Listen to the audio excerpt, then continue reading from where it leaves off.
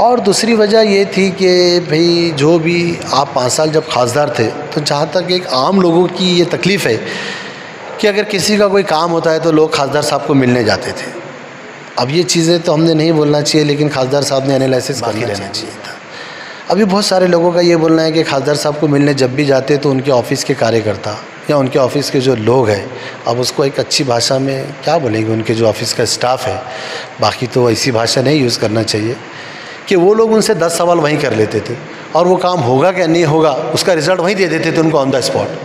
तो खासदार साहब जो है तो Z+ सिक्योरिटी के अंदर उन्होंने अपने 5 साल कार्यकर्ताओं के Z+ सिक्योरिटी के अंदर मुझे लगता है उन्होंने बहुत ज़्यादा वर्क किया। आज हम मौजूद हैं MCN समाचार की तरफ से लोक विकास पार्टी के महासचिव इरफान पठान साहब के साथ, और आज हम सर से इस टॉपिक पे बात करने वाले हैं। अभी करंटली लोकसभा 2024 के जो वर्डिक्ट आया है, इस ताल्लुक से हम सर से बात करने वाले। इस लोकसभा 2024 का जो वर्डिक्ट आया है, इसके अंदर संदीपान भुमरे साहब को 4,76,130 वोट गिरे और इम्तियाज़ जलील साहब को 3,41,480 वोट गिरे और चंद्रकांत खैरे साहब को 2,93,450 और अफसर खान साहब को 69,266 वोट्स गिरे। तो सर, इस वर्डिक्ट को आप किस तरह देखते हो औरंगाबाद शहर के ज़िले और शहर के ताल्लुक से? जी, सबसे पहले तो मैं संदीपान भुमरे साहब को बधाई देना चाहूँगा कि वो औरंगाबाद के खासदार बन गए हैं। बहुत बहुत उनको बधाई मेरी तरफ से, मेरी अपनी पार्टी की तरफ से, पूरे शहर औरंगाबाद वासियों की तरफ से।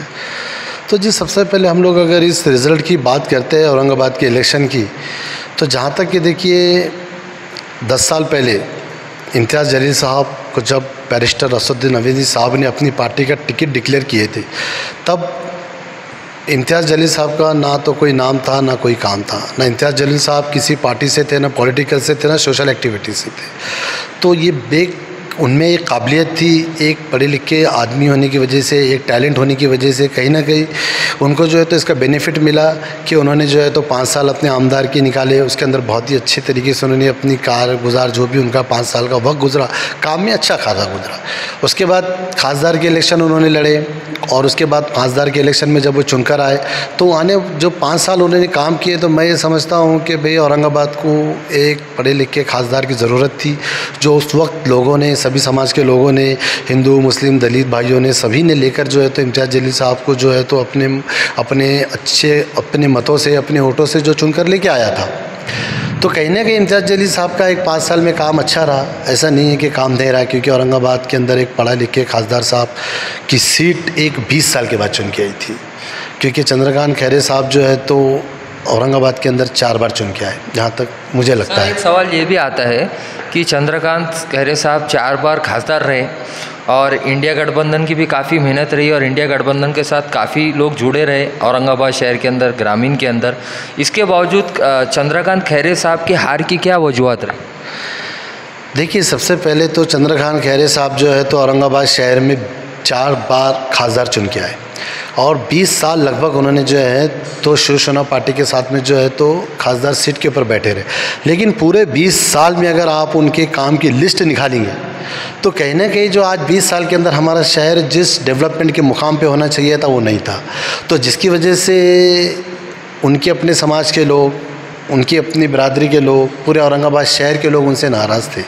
20 साल के बाद में जब एक पढ़ा लिखा खासदार जब औरंगाबाद से लड़ने के लिए मैदान में उतरा, तो जब एक लोगों में जोश था, जुनून था, और जिस तरह से लोगों ने जो है तो सारे समाज के लोगों ने जो है तो इम्तियाज़ जलील साहब को जब चुनकर लाकर दिए, तो इम्तियाज़ जलील साहब के 5 साल के कार्यकाल को और उनके कामों को अगर हम तुलना करेंगे तो 20 साल के अंदर खैरे साहब ने ऐसा कोई काम नहीं किया, जिसकी वजह से औरंगाबाद की जनता नाराज़ थी।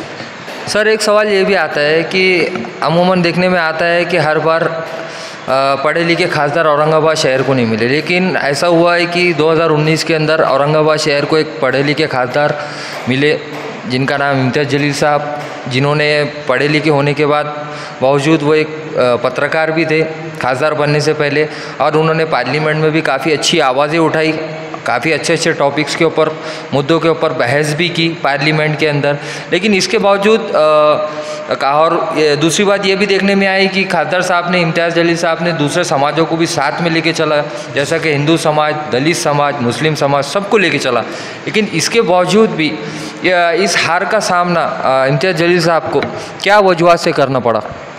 देखिए, सबसे पहले तो ये एक बहुत अच्छी बात थी कि इम्तियाज़ जलील साहब ने पिछले 5 सालों के अंदर कभी ज़ात धर्म की पॉलिटिक्स नहीं खेले। ये एक अच्छी बात है। और एक पढ़ा लिखा आदमी जो होता है ना, उसकी सोच बहुत ऊंची होती है।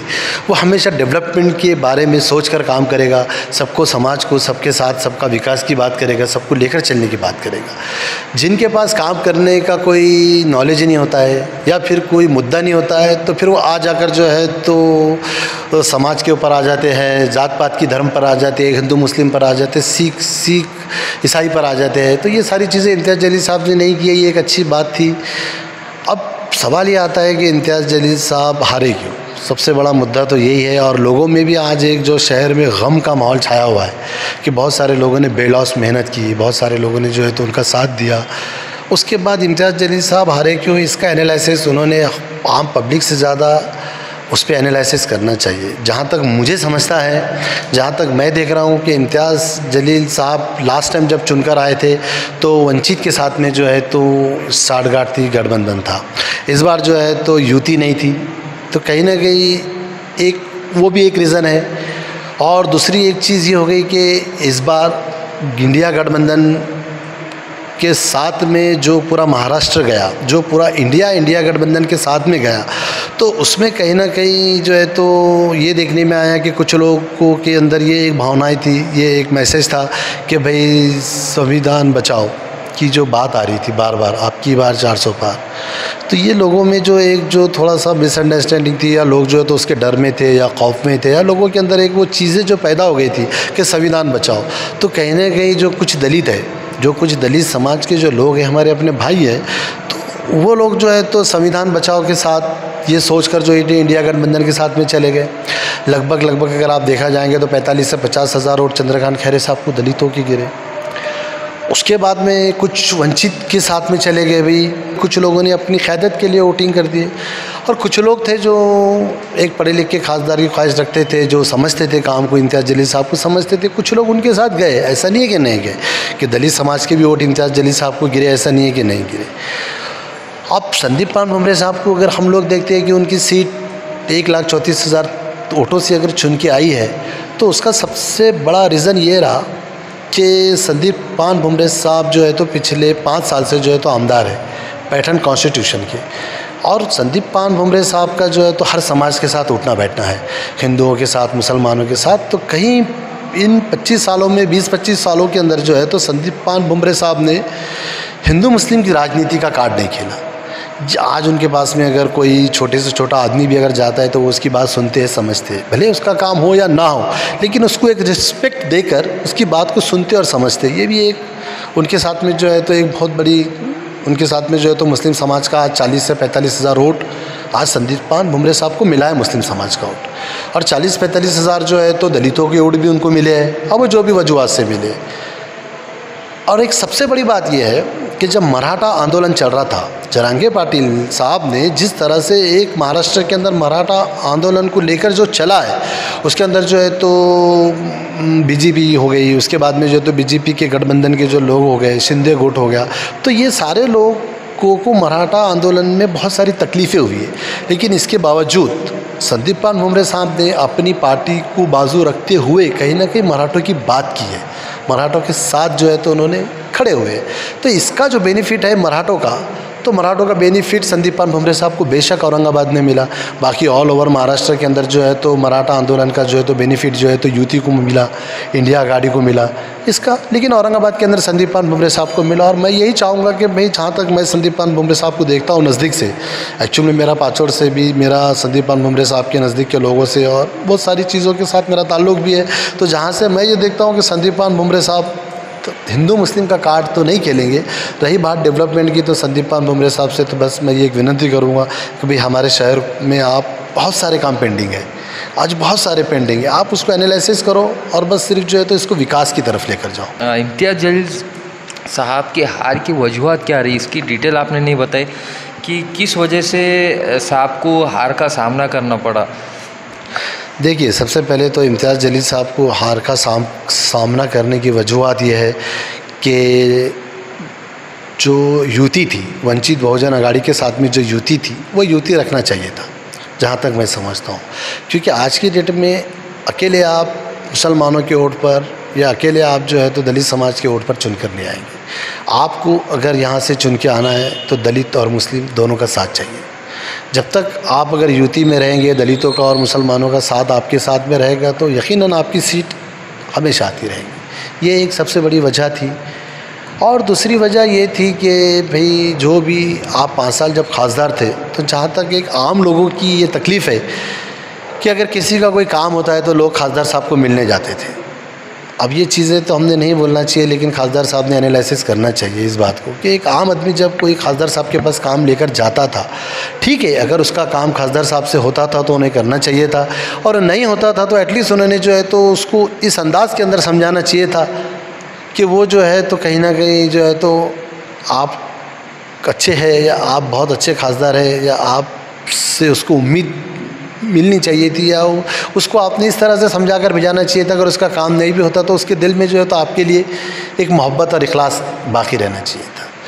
अभी बहुत सारे लोगों का ये बोलना है कि खासदार साहब को मिलने जब भी जाते तो उनके ऑफिस के कार्यकर्ता या उनके ऑफिस के जो लोग हैं, अब उसको एक अच्छी भाषा में क्या बोलेंगे, उनके जो ऑफिस का स्टाफ है, बाकी तो ऐसी भाषा नहीं यूज़ करना चाहिए, कि वो लोग उनसे 10 सवाल वहीं कर लेते थे और वो काम होगा क्या नहीं होगा उसका रिज़ल्ट वहीं दे देते थे उनको ऑन द स्पॉट।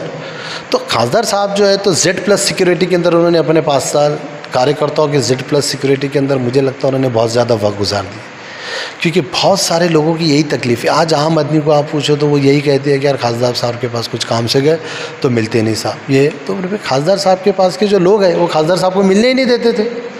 वो जब तक आम लोग खासदार साहब को मिलेंगे नहीं या खासदार साहब उनकी तकलीफ़ समझेंगे नहीं, उनको पता ही नहीं चला।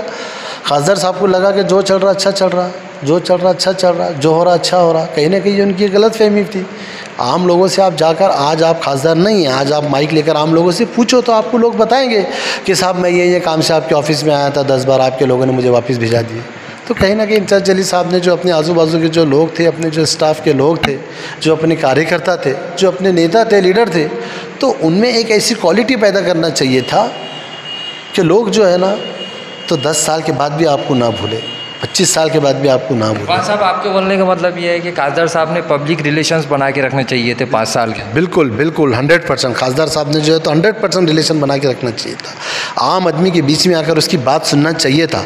ठीक है, उसका काम होगा या नहीं होगा वो सेकंड ऑप्शन है, लेकिन फर्स्ट ऑप्शन ये है कि आपने उसकी बात को सुन के उसको तसल्ली देना चाहिए था। आप कुछ मशवरा देना चाहेंगे खासदार साहब को? अब आने वाले विधानसभा के इलेक्शंस आने वाले हैं, तो उस ताल्लुक से आप कुछ मशवरा देना चाहेंगे खासदार साहब को? जी, खासदार साहब को तो बस मैं यही कहना चाहूँगा कि भाई ठीक है, आपने 10 साल जो है तो पॉलिटिक्स के अंदर गुजारे, आपके जनता के साथ में काम किए, आप जो है तो आपका एक अच्छा तजुर्बा है, तो कहीं ना कहीं विधानसभा के इलेक्शन आपने लड़ना चाहिए। और लोगों को मैं ये कहूँगा कि भाई जो हमारी क़यादत है उसको मरने नहीं देना चाहिए, उसको ज़िंदा रखने के लिए आप कहीं ना कहीं जो है तो इम्तियाज़ जलील साहब को जो है तो आप चुन कर लेकर आइए। एक लीडरशिप हमारे अंदर जो है ना एक पैदा हो गई, एक अच्छी पढ़ी लिखी लीडरशिप पैदा हो गई है। कहीं ना कहीं खासदार साहब जो है तो लोगों के लिए एक मिसाल है, इबरत है। तो कहीं ना कहीं जो है तो लोगों ने अब थोड़े से अपने गिले शिकवे को बाजू रखकर बहुत जो भी है भाई ठीक है, जो हो गया गया, लेकिन एक दूसरे को सोशल मीडिया पर गाली देकर, एक दूसरे को सोशल मीडिया के ऊपर खिलाफ बोलकर इससे कुछ हासिल होना नहीं है। तो अमूमन ये भी देखने में आया है कि आज औरंगाबाद शहर के अंदर कई अदर पार्टीज़ के जो लीडर्स है, जैसे आप भी आपकी एक पार्टी है, दूसरे और भी पार्टियाँ हैं अधिकर, तो वो पार्टी के जो रहनुमा है, जो सदर है, वो आज इम्तियाज़ जलील साहब से नाराज़ नज़र आए और कुछ नाइत्तेफाकियाँ भी नज़र आई औरंगाबाद शहर के अंदर। तो इसकी क्या वजूहत रही? देखिए, जहाँ तक नाराज़गी का सवाल है तो मैं लोगों को याद दिला दूँ कि चंद्रखान खैरे साहब ने औरंगाबाद के अंदर 20 साल खासदार बोल के थे। तो हमारी नाराज़गी तो कुछ भी नहीं है, इससे कई ज़्यादा नाराज़गी उनके अपने समाज में थी, उनके अपने पार्टी में थे, उनके अपने लोगों में थी। लेकिन जहाँ पर क़यादत की बात आती है ना, तो एक रात में ही वो सब लोग एक ही जगह आ जाते थे। तो इस चीज़ को हम लोगों ने समझना चाहिए, सीखना चाहिए। ठीक है, आपकी अगर कुछ नाराज़गी है, कुछ अगर गिले है, शिकवे है, तो हम लोगों ने बैठ कर आपस में ख़त्म करना चाहिए। लेकिन नाराज़गी से हम लोग अगर एक दूसरे की टांग खींचेंगे तो हमारी क़यादत ख़त्म हो जाएगी। तो आज आपने देखा हमने लोक विकास पार्टी के महासचिव इरफान पठान साहब से बात की है और इन्होंने तकरीबन औरंगाबाद शहर और ज़िले औरंगाबाद ज़िले की आम जनता को इतना ही संदेश दिया है कि एकजुट होके विधानसभा का इलेक्शन लड़े और आपस में बंटवारा ना करे, आपस में एक दूसरे से लड़ाई ना करे। बस आज के लिए इतना ही। आप देखते रहिए MCN समाचार, खान राफे मोहम्मद के साथ।